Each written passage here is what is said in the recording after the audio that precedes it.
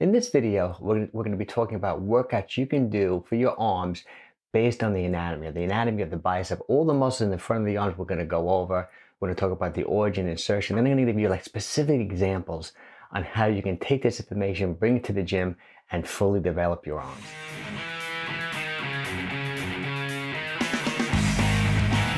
Hello everyone, my name is 𝘾𝙊𝘼𝘾𝙃 and I've been a fitness trainer and gym owner for over 25 years. And if this is your first time here and you really want to learn how to develop your body along with me, hit that subscribe button. I put out videos like this every single week. Okay, in this video, let's talk about the anatomy of the biceps, the anatomy of the front of the arm. Let's go over all the muscles in the front of the arm. I'm going to show you where they get attached to on the skeleton. And once you understand the anatomy, you're really going to be able to train your biceps, train the front of your arm in a much more effective way. You're going to be leaps and bounds ahead of everyone else around you at the gym. Okay, the first thing, let's go over some of the basic bones on the skeletal system. This is really going to help you understand how the front of the arm, how the biceps work. Okay, pretty much this is the humerus, this is the upper arm bone. Okay, really important to know, obviously. Then we're going to talk about the lower arm. There's a bone here called the radius, and see how the radius actually rotates. It rotates over the other lower arm bone called the ulnar. Okay, so just keep that in mind. The ulnar is pretty much a fixed, just hinge joint on the elbow, on the humerus, but the radius rotates. See, it rotates. So that's another important thing to know. Okay, for example, when your palm of your hand is facing your bicep, that's called supination.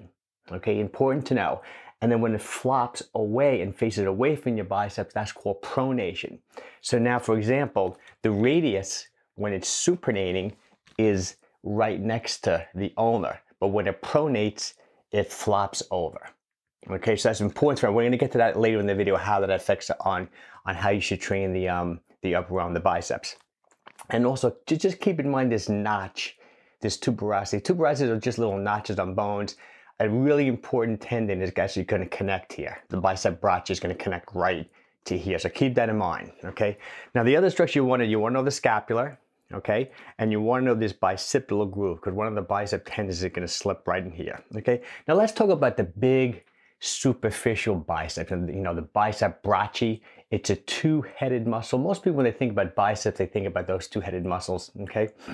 So actually, since it's a two-headed muscle attached to two different places on the upper body, okay? The tendon slides through this bicipital groove, okay? And then it slides back and attaches to this tuberosity on the scapular. So the long head actually attaches to the scapula. Okay, the short head attaches to this little bone here. This is called the coracoid process. The short head attaches there. So two heads, scapula here, coracoid process through the bicipital tendon, okay? And then when it attaches on the low end is that point on the radius I was talking about. Is this tuberosity here.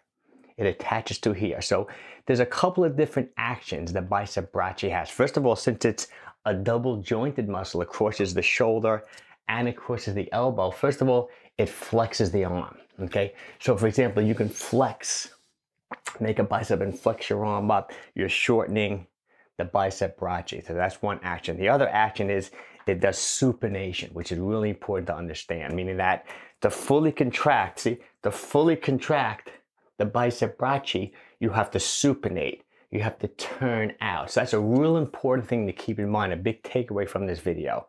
That if you really want to develop that most superficial bicep, do it with supination. Use a supinated grip. Really supinate at the end range of motion to fully contract the Biceps Brachii. Okay. Now let's go on to the less superficial. There's two other primary front arm muscles that really contribute to developing and fully developing your bicep.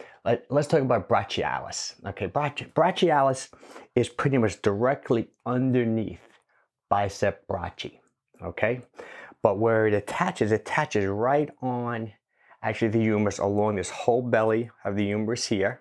Okay, but then attaches to the ulna. Okay, not the radius.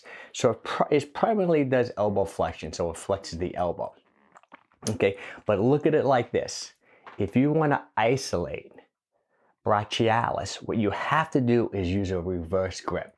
Because, for example, you have to flip into a pronated grip. So like a reverse curl, see how my bicep dropped? A reverse curl would isolate more brachialis, since bicep brachii is actually under slack. You know how muscles work, you know, when a muscle is being elongated, it wants to snap back.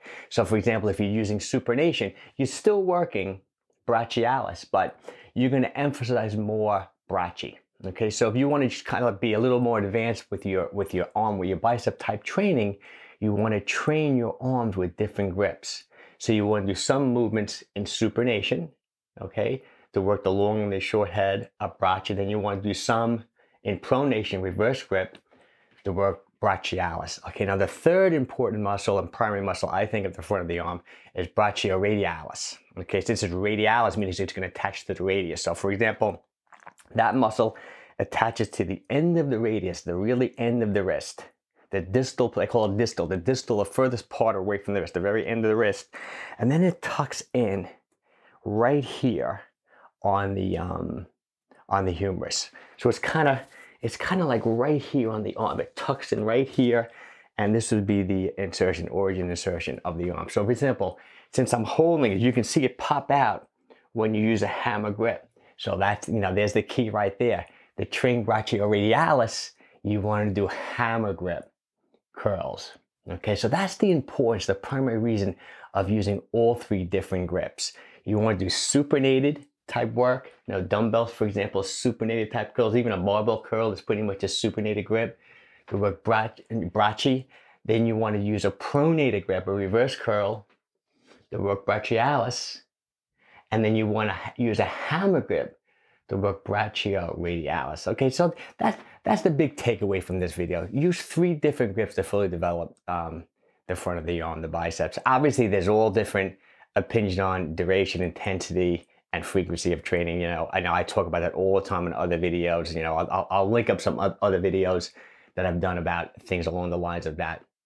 But I hope you enjoyed this video.